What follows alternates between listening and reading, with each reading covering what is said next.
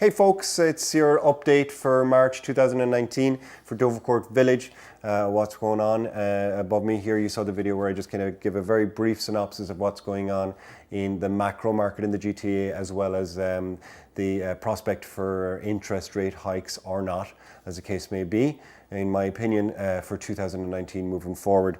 Now we're doing things a little bit different this month. I wanted to actually draw attention to product that's still on the market in Dovercourt Village, product that may not have sold in a little while, or product that has just come on the market. It gives us an idea. We can then do an analysis versus what's on the market, and then see how many sold in the market, so we know kind of what supply, how long it takes supply to shift in the Dovercourt Village area. So let's look at, first of all, what's available. Yesterday came out fresh, 708 Gladstone Avenue. A nice listing here, listed at around 1.4, and they're looking at offers on April 15th, so we'll know what happened. We'll know what happened next month when I do my video update. In my opinion, haven't seen inside this one now. We'll be checking it out, but that's possibly listed a bit too close to where market value is to trigger multiple offers. And we see that sometimes where if you list a property too close to where the perceived market value is, right, again, it's all relative, okay, where the perceived market value might be, it can actually scare off bully offers. I might have tried listing it a little bit lower, get a bit more foot traffic. So we'll see if I eat my hat in a month anyways. Next available in Dovercourt Village, 1061 Dovercourt Road. They listed this at 1.2. Tried to have offer date on it and it backfired. Again, here's another example where I think, look, they should have listed it at $9.99, got far more foot traffic through it, generated a couple of extra offers on offer night, which is going to drive maybe some of the really motivated people up a little bit more, and they would have achieved the results. Again, this is just my opinion, but I think listing it at 1.2 and holding back offers was possibly where their multiple offer scenario backfired. So what did they do then? They put it back on the market and they listed at 1.25. And now they're just accepting offers at any point. So that tells me they want kind of around the 1.2 mark, maybe a little bit more.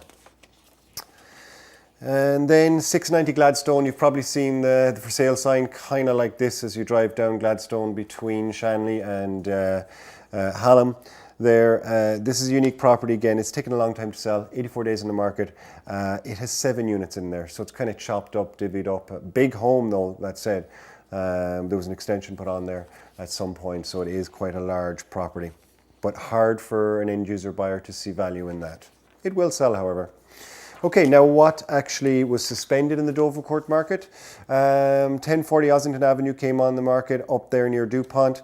On the market 9 days, suspended.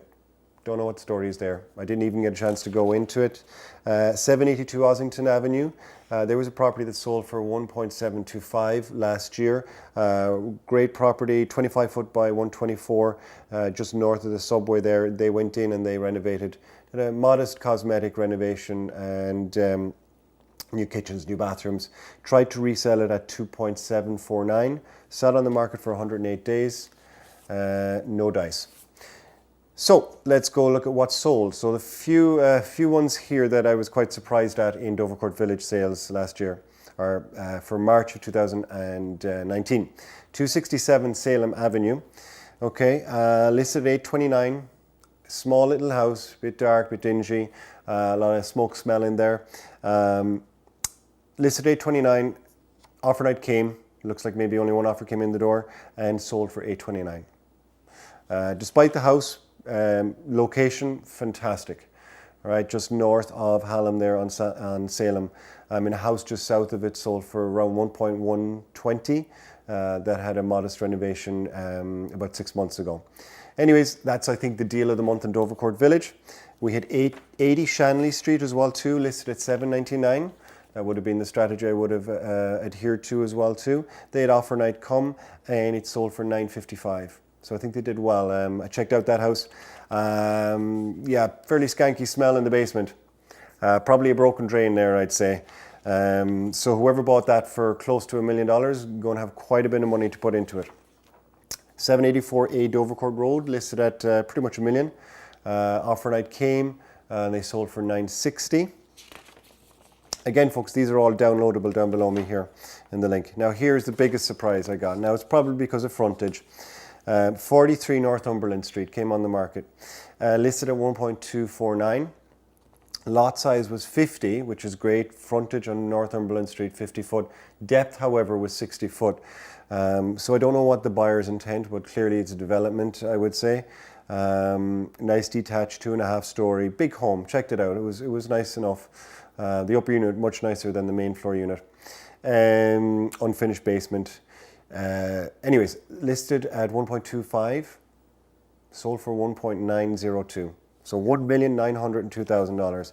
So I have to say, whoever paid that, I hope they make their money back on the development or whatever they're planning on doing.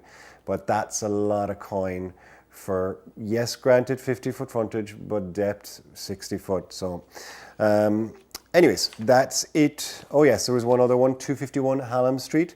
So listed at 1.349, sold for 1.250. This was a nondescript kind of home. It had a kind of a commercial frontage on the front.